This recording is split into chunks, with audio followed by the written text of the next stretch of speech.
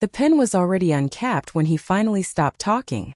Marin Asher held it loosely between two fingers, the way a person holds something they've used 10,000 times and no longer think about, and across the polished showroom floor a man in a $4,000 suit was explaining to her slowly, as if she were a child or a tourist, that the car she wanted to drive was not a car for people like her. He used the phrase serious clientele. He said it twice. He gestured at her shoes. Flat, scuffed at the left toe. The kind a woman wears when she has spent the morning kneeling on a kitchen floor looking for a missing shoe that belonged to someone else. He had decided in the 4 seconds it took her to walk through his glass doors, exactly who she was. What Bryce Calloway did not know, what nobody standing under that 30-foot atrium ceiling knew. Not the salesman pretending to straighten brochures, not the couple by the espresso bar who had slowed down to watch, not the valet hovering near the exit with her car keys still in his hand because he genuinely could not believe she'd driven herself here, was that Marin Asher had spent the drive over declining a phone call. The call was from a man named Hollis Vane, and it concerned a signature the entire automotive holding company that owned this dealership had been waiting on for 11 days. The signature was hers. The number attached to it had 9 digits. 1 hour later, in a conference room 40 miles north, a board of directors would go completely silent. Not because of anything anyone said. Because of a name. Her name, spoken out loud by a woman who had just put 2 and 2 together and gone pale doing it. And the question that followed that silence had nothing to do with shoes or test drives or the humiliation Bryce Calloway was currently handing out for free in front of a crowd. The question was much worse than that. How long has she been inside our numbers? But that came later. Right now there was only the showroom and the pen, and a man who had no idea he was 3 minutes away from the worst decision of his professional life. "I'd like to buy a checkbook's worth of your attention," Marin said pleasantly. "Where would you like me to start?" The morning had begun, the way most of Marin Asher's mornings began, with a negotiation she was losing. "It was here yesterday," June announced from somewhere down the hall, in the tone of a 6-year-old presenting evidence to a court that refused to take her seriously. The missing item was again a shoe. June owned 2 pairs and had a remarkable talent for separating each pair across the maximum possible distance, like she was conducting an experiment in entropy. "I put it somewhere safe." "That's the problem," Marin called back, flipping 2 eggs in a pan she'd owned since before her daughter could walk. "Safe is where things go to disappear." The shoe was under the couch. It was always under the couch. June knew this and Marin knew June knew this, but the ritual had to be observed, the way certain prayers have to be said even by people who aren't sure anyone is listening, and so Marin retrieved it, and June hugged her with the full-body gratitude of someone who had personally solved a crisis, and then immediately asked whether today was the day. Marin went still for half a second over the stove. "Yeah, baby," she said. "Today's the day." June nodded solemnly and went to find Biscuit, a stuffed fox with one ear chewed into permanent surrender, because Biscuit, June had explained more than once, needed to come along for important car things. Today's the day. 3 words doing an enormous amount of work. 3 years ago this June, Marin's husband Daniel had died in a hospital that smelled of antiseptic and bad coffee, for months after a diagnosis nobody had seen coming and nobody could outrun. Daniel had been an engineer, quiet, exact, the kind of man who fixed things with a calm that made you believe the world was reparable. For their entire marriage he had kept a single photograph taped to the inside of his toolbox lid. Not a photo of Marin. Not a photo of June, though that one lived in his wallet. The photo on the toolbox was a car. A Sereno Vesper GT, slate gray, hand-built, the kind of grand tourer that came off the line 50 times a year and never again. He'd cut it out of a magazine when he was 19. He used to say with the patient confidence of a man who knew he was going to be wrong, "One day, March. Not this year. One day." He never got the day. There was one memory Marin kept locked in a drawer she rarely opened, and it had been opening itself a lot lately. 6 years ago, before June, before the diagnosis, the two of them had walked into a dealership very much like the one she was about to visit. Not to buy, they couldn't have bought, but because Daniel had wanted just once to sit in the kind of car he'd taped inside his toolbox. He dressed in his good shirt. He'd practiced what he'd say. And a salesman had taken one look at the watch he wasn't wearing and the car they'd arrived in and steered them, politely, firmly, toward the used inventory in the back lot, the way you'd guide a stray toward the door. Daniel hadn't argued. He'd thanked the man. He'd held Marin's hand in the parking lot afterward and said, with the quiet that was the only place he ever put his hurt, "It's all right, March. He doesn't know what I'm going to build." And then he'd gone home and built it, and never lived to see it matter. And the not living to see it was the thing that woke Marin at 2 in the morning more often than she'd admit to anyone, including herself. So this was not really about a car. It had never been about a car. It was about walking her daughter into one of those rooms, and this time being the person nobody could steer toward the back lot. It was about finishing a sentence Daniel had started in a parking lot 6 years ago, and hadn't been given the time to end. But Daniel had left 2 things behind. He'd left June, who had his exact way of tilting her head when she was deciding whether you were telling the truth. And he'd left a company, or rather the bones of one. Helios Drive had started in their garage as Daniel's side project, an electric powertrain that ran cooler and lasted longer than anything on the market, and Marin had been the one who understood that the bones were worth something. After the funeral, when most people expected her to fold the company into the ground along with everything else, she had instead done the most Marin Asher thing possible. She had picked up the spreadsheet, learned what she didn't know, and built the rest of it herself. In 3 years, Helios Drive had gone from a garage prototype to the quiet, indispensable thing every major automotive group now needed and nobody outside the industry had heard of. Marin had kept it that way on purpose. No magazine covers.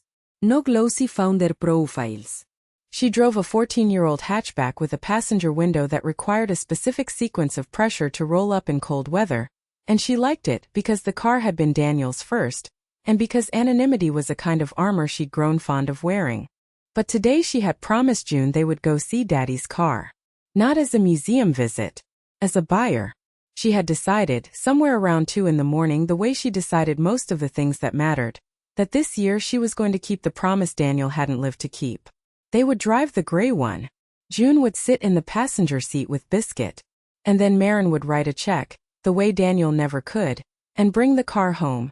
And on bad days they would sit in it in the driveway and remember him in the one place that had only ever held his hope and never his absence. Her phone buzzed against the counter. Hollis Vane, her chief operating officer, calling for the 4th time in 2 days. She knew what it was about. The Vandermeer deal. The one where Helios Drive's exclusive supply agreement had become the single load-bearing beam in a much larger structure than Marin had ever intended to support. The holding company that wanted her signature was sprawling and old, and lately desperate, and Hollis kept telling her they needed an answer by end of week. She let it ring. Today was not a Helios day. Today was a Daniel day. The two had stayed in separate rooms of her life for 3 years, and she intended to keep them that way. "June," she called, scraping eggs onto 2 plates. "Eat fast. We've got an appointment with a very fancy car and a very fancy man." June arrived at the table with Biscuit under one arm and a look of profound seriousness. "Is the man nice?" "I have no idea, sweetheart," Marin said honestly. "We'll find out." The drive across the city took 20 minutes in the old hatchback, the passenger window sealed with the usual ritual of pressure and patience. The radio tuned to a station June had programmed without telling her, and Marin had never changed. June narrated the journey from the back seat the way she narrated everything, a running commentary on which buildings were too tall to be polite, which dogs on the sidewalk looked like they had jobs, and whether Daddy's car would have cup holders because Daddy's car needing cup holders had become, somewhere in the past week, June's central concern. "It'll have cup holders," Marin promised. "Good," June said, satisfied. "Because I'm bringing apple juice." Marin's phone lit the dashboard. Hollis Vane. She let it ring out, then watched a voicemail icon bloom, then a text: "Marin Vandermeer board meets at noon. They need an answer, please call." And she set the phone face down on the seat and kept driving, because she had spent 3 years keeping the 2 halves of her life in separate rooms, and she was not going to let the loud, expensive half barge into the quiet one on the single morning she'd reserved for a man who'd been dead 3 years and a promise she'd made to a 6-year-old. The signature could wait 1 more day. It had waited 11. The world that wanted her name had managed without it for that long, and it could manage until tomorrow. She did not know yet that the loud half and the quiet half were about to collide in a marble lobby, and that she would be the one to make them. "We're here," she said, pulling into a lot that gleamed like a showroom because it was one.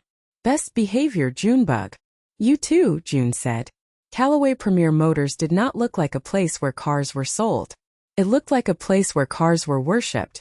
The flagship showroom sat on a wide boulevard at the edge of the financial district, and it announced itself the way that kind of building always does, with too much glass, too much marble, and a water feature in the lobby that served no function except to communicate that this was a company that could afford to make water do nothing in particular.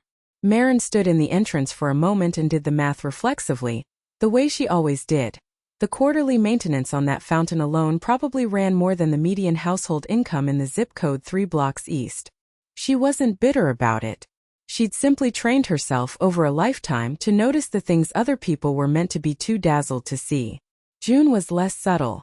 "You have a fountain," she informed the lobby at large. "But no fish. That's just a puddle showing off." A passing salesman made a sound that was either a cough or a laugh, strangled at birth.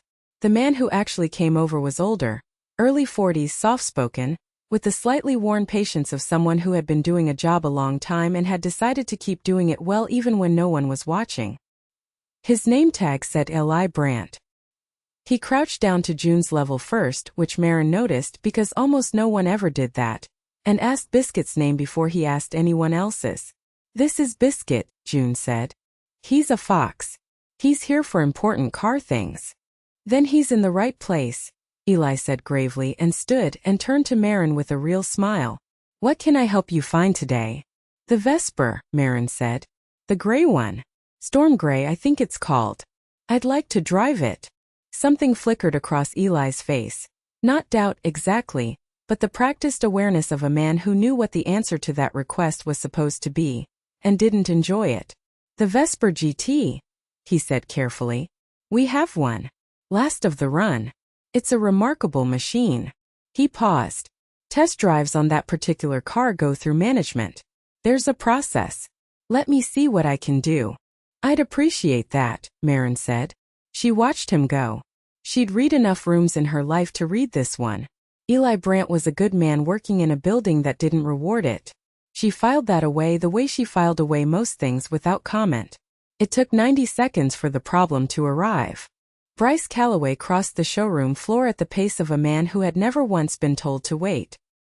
He was 32 and looked it, in the way that men who have been handed things at 32 look it. The suit immaculate, the watch loud, the haircut expensive enough to seem casual. His father had built Callaway Premier into a regional name. Bryce had inherited the chief executive's office along with the conviction that he'd earned it. He had spent the past year quietly proving otherwise, though the only people who knew that yet were the ones whose paychecks depended on not saying so. He took in Marin in a single sweep, the scuffed flats, the hatchback visible through the glass where the valet had parked it crookedly between a coupe worth more than a house and a coupe worth more than two, the child clutching a one-eared fox, and Marin watched the verdict land behind his eyes before he'd opened his mouth. She'd seen the look 1,000 times. It was the look people gave whether they found inconvenient.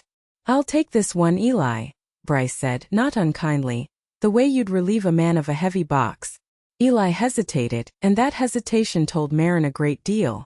"I've got it." Eli stepped back. He gave Marin a glance that was almost an apology. "Mum." Bryce smiled. It was a good smile. He'd practiced it. "I understand you were asking about the Vesper." "I was. I'd like to drive it." "Of course." He nodded sympathetically. "It's a stunning car. People come from all over just to see it. I completely understand the appeal." He let a beat pass, and the butt arrived dressed in velvet. "The thing is, the Vesper isn't really a browsing car. It's a serious vehicle for serious clientele. Test drives on a piece like that we reserve for qualified buyers. Proof of funds, that sort of thing. I'm sure you understand." "I do understand," Marin said. "I'm a serious buyer." The smile held, but something tightened underneath it. He glanced very deliberately at her shoes, then at the hatchback, then at June. "I'm sure you appreciate a beautiful car," he said gently, "the way you talk someone down off a ledge of their own ambition. Most people do. But this is a six-figure automobile and frankly, and I mean no offense, it's not a car for people like—" He caught himself barely and rerouted. "It's not a daydream car. We get a lot of foot traffic in here, families on the weekend, folks who want to sit in the nice cars and take a picture. That's wonderful. We love that. But I can't tie up a vehicle like that for a test drive, unless I know there's a real transaction at the end of it. The couple by the espresso bar had stopped pretending not to listen. One of the salesmen was smiling. Maren felt the specific heat of public humiliation gathering at the back of her neck. The oldest, cheapest cruelty there is, the kind that costs the person dispensing it nothing and follows the person receiving it home.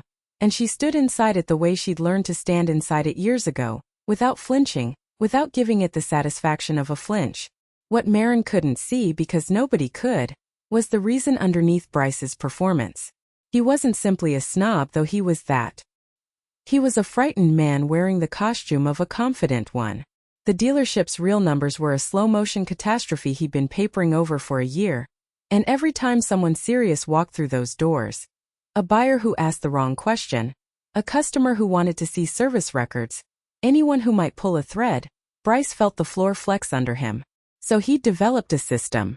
He sorted people on sight fast into threat and no threat, and he kept the threats moving toward the exit before they could slow down and look around. A woman in scuffed flats with a child and a 14-year-old hatchback was, by every metric Bryce trusted, the safest no threat in the building. Steering her out was reflex. It was almost relaxing. It was, he would later understand, the single most expensive reflex of his life. It's a beautiful machine to look at, Bryce said, generously, twisting the knife while convinced he was being kind. Honestly, take all the pictures you want. Tag the dealership. We love that. He smiled at June. You can tell your friends you saw a real supercar today. June regarded him with the flat, assessing patience of a 6-year-old who has decided an adult is not worth correcting. Her phone buzzed. She knew the ringtone without looking. June's school. Then a different buzz. Hollis Vane again. She silenced both. June, who had been watching the whole exchange with the unsentimental focus of a child taking inventory, tugged Maren's sleeve. Mom, she said, at the exact volume children use when they believe they're whispering. Is this the man who isn't nice? The showroom briefly became very quiet. Bryce's smile got thinner. Tell you what, he said, recovering, addressing Maren in the tone people use when they want a problem to walk itself politely out the door. If you'd like, I can have one of the team send you a brochure. The Vesper photographs beautifully. And there's a lovely cafe 2 blocks down. Much better place to spend a Saturday with the little one. He gestured almost imperceptibly toward the exit. Eli, can you make sure these guests find their car? Their car. He let the word guests do the heavy lifting. People who pass through. People who don't buy. Maren looked at him for a long moment. Not with anger. With a kind of clinical attention that, had Bryce Calloway been a more careful reader of people, would have frightened him. Thank you, she said. I think I'll take a walk first. And she turned and took June's hand, and walked out through the glass doors into the morning, and Bryce Calloway, watching the scuffed flats and the crooked hatchback and the one-eared fox recede across his pristine lot, allowed himself the small fatal pleasure of being right. She got as far as the bench at the edge of the lot before she let herself breathe. Mom! June leaned against her knee. Are we not getting Daddy's car? And there it was, the thing that had cut, the only thing that had actually cut, because the shoes and the hatchback and the serious clientele were nothing, were weather, but the look on her daughter's face was not nothing. We're getting Daddy's car, Maren said. We're just getting it a little differently than I planned. She took out her phone. 3 missed calls from Hollis. 1 from June's school routine, a permission slip. She dealt with the school first, the way she always dealt with June first, and then she sat for a moment looking at the building, at the glass and the marble and the puddle showing off, and she thought about Daniel, who had been turned away from rooms like this more than once in his life, who had been quiet about it the way she was being quiet about it now, who had once told her, the trick is to never let them see it land, Mar, because the second they see it land they think they've won, and you can do a lot with a man who thinks he's already won. She called Hollis Vane back. Maren. Relief flooded the line. Thank God. Listen, Vandermeer is melting down. The board meets at noon. They need to know if Helios is in or out on the supply agreement, and the whole refinancing is sitting on top of it like a Maren, are you outside? Is that a fountain? It's a puddle showing off, Maren said. Hollis. Tell me something. Vandermeer Auto Group. What all do they own? A pause. The sound of a man pulling up a file he'd hoped he wouldn't need. 12 rooftops, 3 brands, a finance arm, And a luxury retail division they overpaid for 2 years ago that's been bleeding cash and dragging the whole holding company's valuation down. Why? What's the luxury division called? Hang on. Keys clicking. Callaway Premier Motor. They're carrying it on the books at way more than it's worth. The new CEO's been propping up the numbers. There's talk the service department's a mess, customer complaints, turnover's brutal. The board hates it, but they can't unload it in this market. It's the anchor around their neck. Maren, seriously, why are you? Maren looked back at the showroom, at the glass doors, at the gray shape of the Vesper she could just make out through the window, sitting on its rotating platform under a spotlight like a relic in a church. Because I'm standing in front of it, she said. And the CEO just told me I'm not serious clientele. The silence on the line had a different texture now. Oh no, Hollis said softly. Maren, what are you going to do? Maren watched June lift Biscuit up to the light, turning him this way and that, checking him for damage the way her father used to check an engine. I'm going to keep a promise, she said. And then I'm going to make a phone call I should have made 11 days ago. Get Nadia on the line. Tell her to clear her afternoon. And Hollis, pull the Callaway Premier file. The real one. I want every number Bryce Callaway has been hiding. She hung up, and for a moment she just sat on the bench with June beside her and the building gleaming in front of her, and she let herself feel the thing she'd been refusing to feel inside, which was not anger exactly but its cooler, more useful cousin, the clean, total clarity that arrives when a problem you've been avoiding suddenly resolves into a problem you can solve. She pulled the tablet from her bag. For 11 days she'd had access to Vandermeer's diligence files, the entire data room open to her because she was the investor they were courting, every spreadsheet and audit and internal memo laid bare for her review, and she'd barely glanced at it because she'd been so determined to keep Helios out of her grief. Now she opened it on a bench outside the very dealership the files described, and she read the way Daniel had taught her to read an engine, not part by part, but by listening for the rattle that didn't belong. It didn't take long. The Callaway Premier numbers were a song with one note slightly out of tune, and once she heard it she couldn't unhear it. Service revenue that didn't match labor hours. Inventory that turned over on paper without ever physically moving. A complaint log that got shorter every quarter in a way no honest complaint log ever did. The picture assembled itself the way a hidden picture always does for the one person who knows where to look, and Maren sat very still inside it, the city moving around her, a mother on a bench with a tablet and a 6-year-old, and it turned out, the entire future of a man who just told her she wasn't serious clientele. Mom, June said. You've got your work face. I do, Maren agreed, and put the tablet away. Give me 5 minutes of work face and then I promise Daddy's car. Deal. Deal, June said, and shook on it, which was how the Ashers made things official. At noon in a glass conference room 40 miles north, the board of Vandermeer Auto Group was having a bad day, and it was about to have a much worse one. The agenda had one real item, dressed up as several. Vandermeer had over-leveraged itself 2 years earlier on the Callaway acquisition, and the only thing standing between the group and a brutal refinancing was a supply agreement with a powertrain company called Helios Drive, a quiet, almost invisible firm whose technology had become, through a series of decisions nobody at this table fully remembered making, the linchpin of Vandermeer's entire electric vehicle roadmap. Without that agreement, the roadmap collapsed. Without the roadmap, the lenders walked. Without the lenders, Vandermeer Auto Group was a fire sale waiting for a match. And Helios Drive's founder, a woman the board had been trying to court for 11 days through intermediaries, had gone quiet. We've left 4 messages, said the chief financial officer. A man named Curtis Rhodes who had the specific expression of someone watching a wall calendar turn into a countdown clock. Her COO keeps saying she'll respond when she responds. We are out of runway. Eleanor Pike, the board chair, had been doing this for 30 years and had developed a reliable instinct for the precise moment a room stopped being in control of its own situation. She felt that moment arrive now, though she couldn't yet say why. What do we actually know about her? Pike asked. The founder. I keep hearing the company. I never hear the person. Maren Asher, Rhodes said, reading from a thin file. Widow. Built Helios from her late husband's prototype. Keeps an extremely low profile. No press, no profile pieces, declined speaking invitations. Drives apparently he squinted. A used hatchback. We've struggled to even get a meeting. A junior associate near the end of the table, a young analyst named Tomas Reyes who had been quiet for the entire meeting and was visibly nervous about not being quiet now, cleared his throat. She's at Callaway, he said. The room turned. Sorry. The flagship.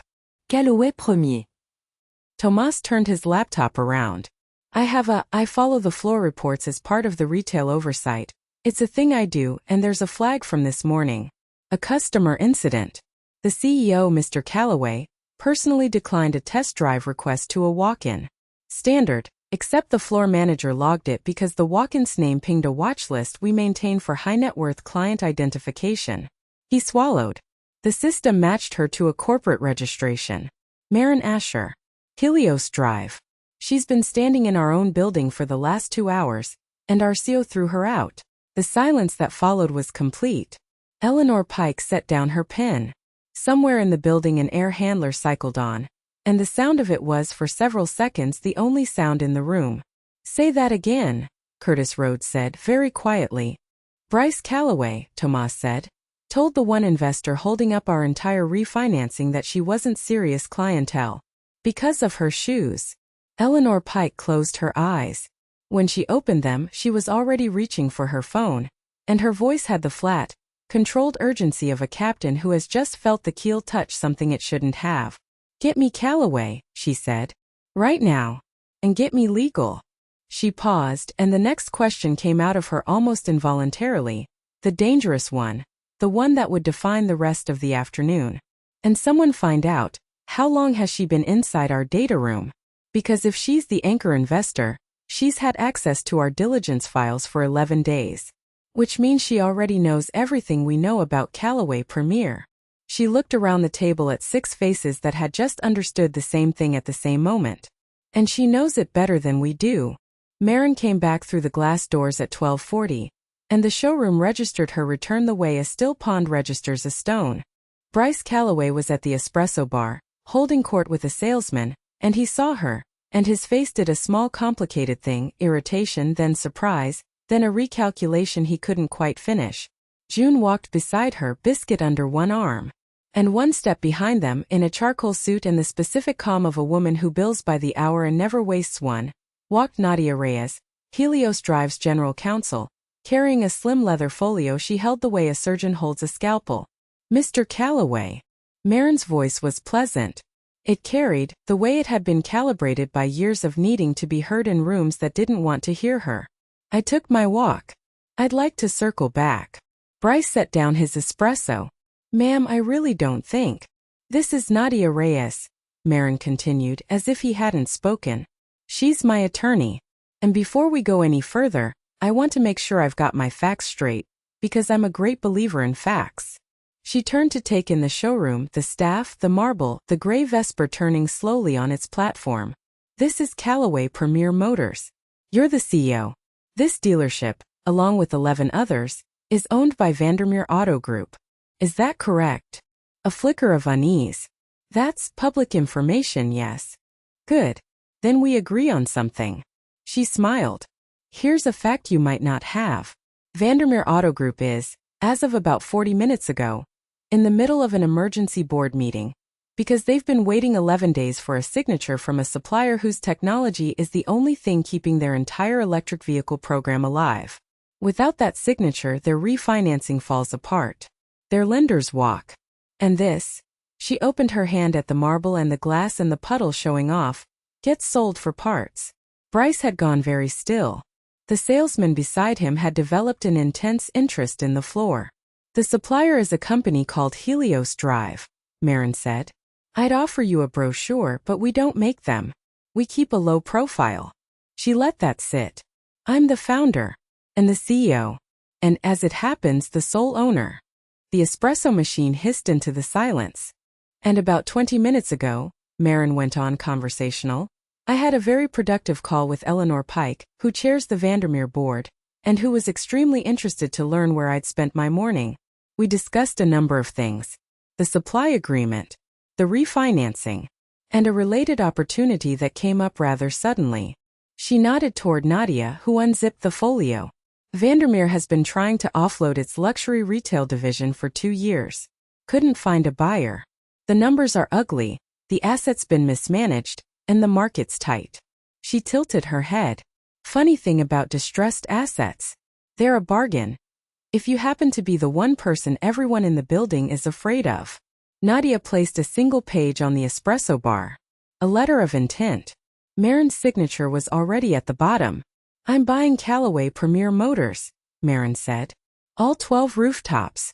Eleanor and I shook hands on a number 20 minutes ago, and her board ratified it 8 minutes ago, because frankly, Mr. Callaway, the moment they found out who you turned away this morning, you stopped being their asset and started being their liability. She uncapped the pen. I just need to countersign in front of a witness, and it seemed only right to do it here. On the floor. In front of the serious clientele. She wrote a number in the blank. Eli Brandt, standing near the back, made a sound like the air going out of a tire. The couple by the espresso bar had stopped breathing.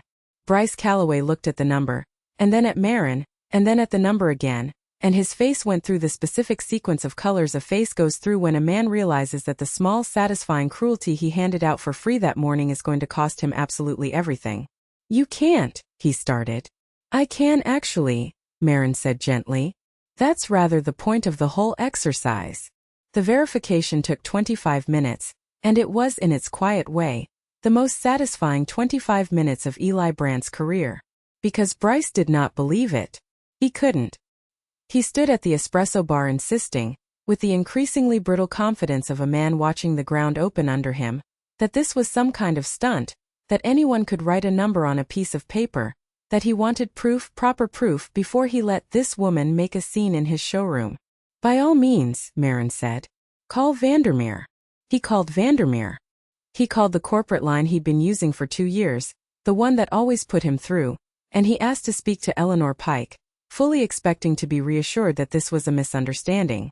The showroom watched Bryce Callaway's face as he was, instead, informed by the chair of the board that owned his entire company that the misunderstanding was his, that the sale was final, that a transition team would arrive Monday, and that he might want to spend the weekend reviewing his employment agreement. He set the phone down with the careful, deliberate motion of a man who no longer trusts his own hands. There's also, Marin said, as if remembering a small thing, the matter of the numbers. She nodded, and Nadia produced a second document, thicker, this one bound, the kind of thing that takes a forensic accountant a long night to assemble. When you spend 11 days inside someone's data room, Marin said, you have a lot of time to read. And I read everything. It's a habit. My late husband had it too. She set the document on the bar beside the letter of intent. You've been carrying this dealership's performance on paper that doesn't match the floor. Service revenue booked against warranty work that was never completed. Sales figures inflated through units that cycled in and out without ever leaving the lot.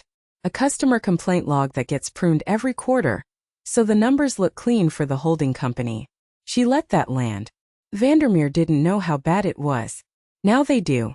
And so do I. Bryce's mouth opened and closed. That's why you were so quick to throw me out this morning, Marin said, and for the first time there was something almost like sympathy in it, the sympathy you feel for a man who has spent so long performing competence that he never learned the real thing. You can't afford anyone serious looking too closely. Not a buyer. Not an auditor. Not even a stranger in scuffed shoes who asks one too many questions about a car. She capped the pen. You weren't protecting the brand from people like me, Mr. Callaway. You were protecting yourself from anyone who might read the architecture. The phrase meant nothing to Bryce. It would have meant everything to Daniel. June, who had been sitting on a leather bench through the entire proceeding, conducting a quiet conversation with Biscuit, chose this moment to deliver her verdict. Mom, she said, can we see Daddy's car now? And Marin Asher smiled, really smiled for the first time all day and said, yes, baby. Now we can. It would be tidy to say that Marin fired Bryce Callaway on the spot, in front of everyone, the way the morning seemed to be building toward. She didn't. That wasn't how she worked, and it wasn't how Daniel had worked, and somewhere in the last 3 years the two of them had blurred into a single set of instincts she could no longer fully tell apart. She let the lawyers handle it. The findings in the forensic file went where findings like that go, to Vandermeer's audit committee, to the outside counsel, Eventually to the people whose job it is to decide whether a pattern of inflated numbers is incompetence or something with a longer name. Bryce was placed on administrative leave by Monday and gone by the end of the month, not with a dramatic scene but with the slow, grinding inevitability of a man who had built his floor out of paper and finally stepped on it wrong. He kept the watch. He lost almost everything else. Maren felt about it the way she felt about most weather. It was simply what happened when you built something on a foundation that couldn't hold. What she did do that first afternoon while the transition team was still a rumor and the showroom was still adjusting to the fact that the woman they'd watched get thrown out 3 hours ago now owned the building, was walk over to Eli Brandt. "You crouched down," she said. Ellie blinked. "Mom. This morning. You crouched down to ask my daughter Stuffed Fox his name before you asked anybody else anything. Nobody does that. I noticed." She studied him the way she studied a spreadsheet, looking for the truth under the surface. "How long have you worked here?" 19 years, Eli said. "Through the father. Then the son." Careful pause. "I've sold a lot of cars to a lot of people the management decided weren't worth my time. Turned out most of them were." He shrugged, the shrug of a man who'd made his peace with a thing he couldn't change by not looking at it too directly. "I figure you treat people like people. The commission sorts itself out." "It does," Maren agreed. "When the place is run right." She glanced around the showroom. At the marble, the glass, the staff watching them, the puddle showing off. "It hasn't been run right in a while. I'm going to need someone who knows where every body's buried and didn't help bury any of them. Someone the floor actually respects." She held out her hand. "I think that's you. General Manager. We'll talk numbers Monday, but I'll warn you now, I pay people what the work is worth, not what the market will let me get away with. It's a character flaw. I've made my peace with it." Eli Brandt looked at her outstretched hand for a long moment. The way a man looks at something he stopped letting himself want a long time ago. 19 years, he said again, quieter. He shook her hand. "Yes, ma'am." "Maren," she said. "And one more thing." She nodded toward the rotating platform, where the storm-gray Vesper turned slowly under its spotlight, oblivious to the fact that the entire ownership of the building it lived in had changed hands beneath it. "Take that car off the platform. It's not a relic. It's a car. My husband waited his whole life to drive one and never got to." She paused and something moved across her face, brief and private. "There and gone. We're going to drive it today. My daughter and me. And then I'm going to buy it like a person at a fair price and write a check like a person, and you're going to handle the paperwork like a person, and there is going to be exactly zero discussion about whether I'm serious clientele. Are we clear?" Eli Brandt smiled, the first fully unguarded smile Maren had seen from anyone in that building all day. "Crystal," he said. "I'll bring the keys." The weeks that followed were quieter than the morning had been, but quiet in a different register. Not the quiet of a thing being contained, but the quiet of a thing being rebuilt. Maren did not make speeches. She didn't send out a company-wide manifesto about leadership philosophy or schedule the kind of trainings organizations schedule when they've looked in a mirror and not loved what they saw. She just changed how the place worked one decision at a time. The complaint log stopped being pruned and started being answered. The warranty work that had been booked and never done got done, at the company's cost, with apology letters Eli signed personally.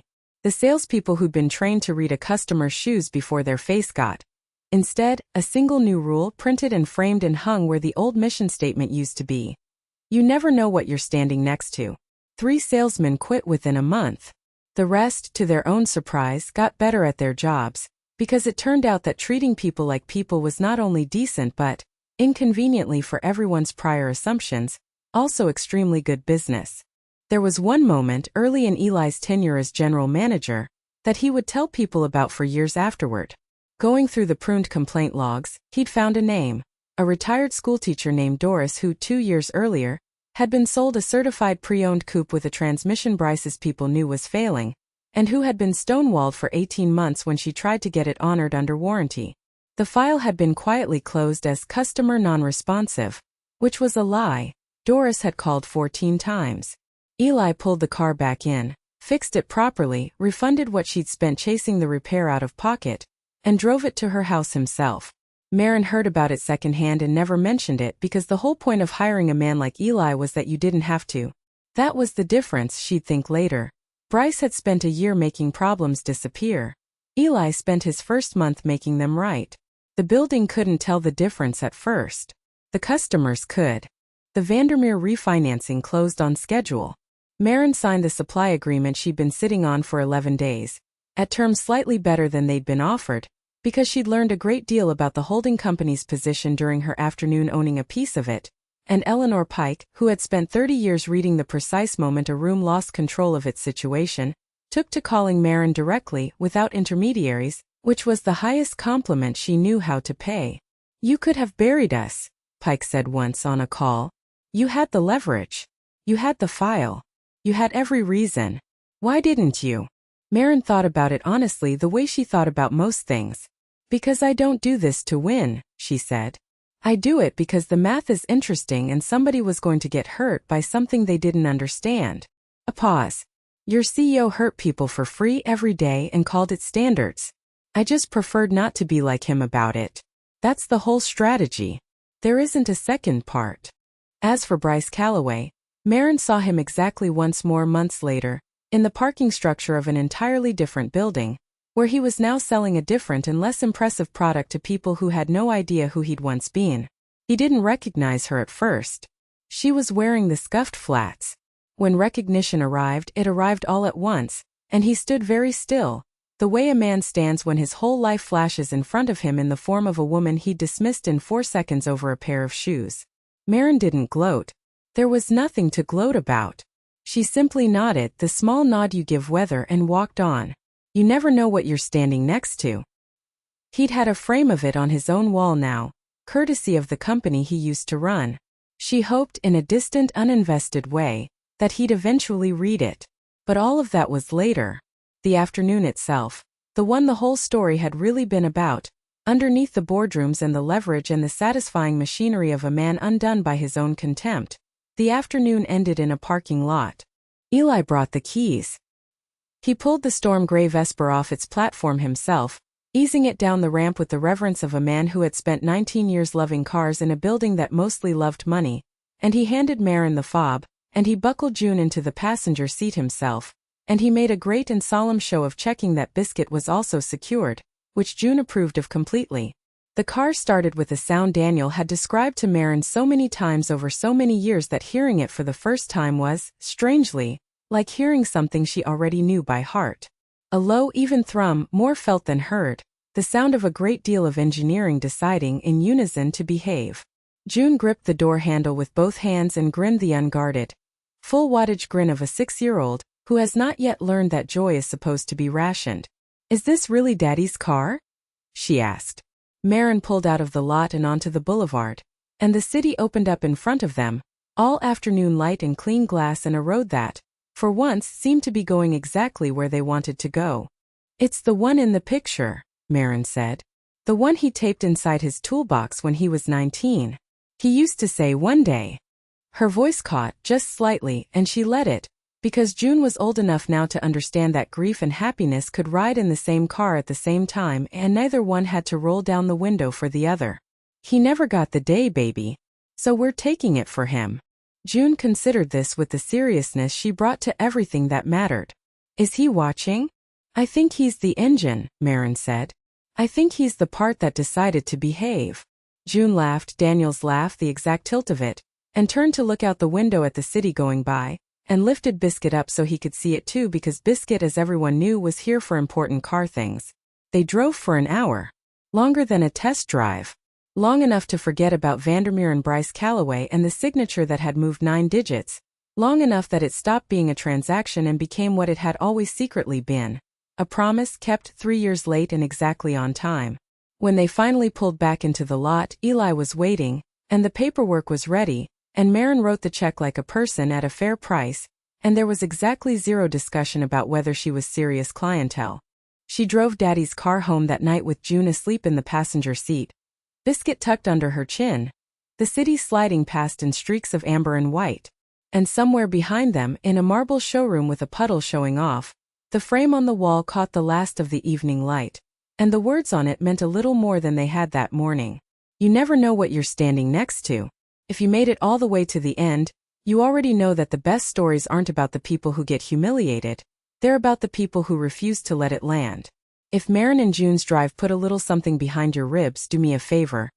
Hit that like button, subscribe for more stories about the quiet ones the world underestimates, and tell me in the comments, what would you have written on that check? I read every single one. I'll see you in the next one.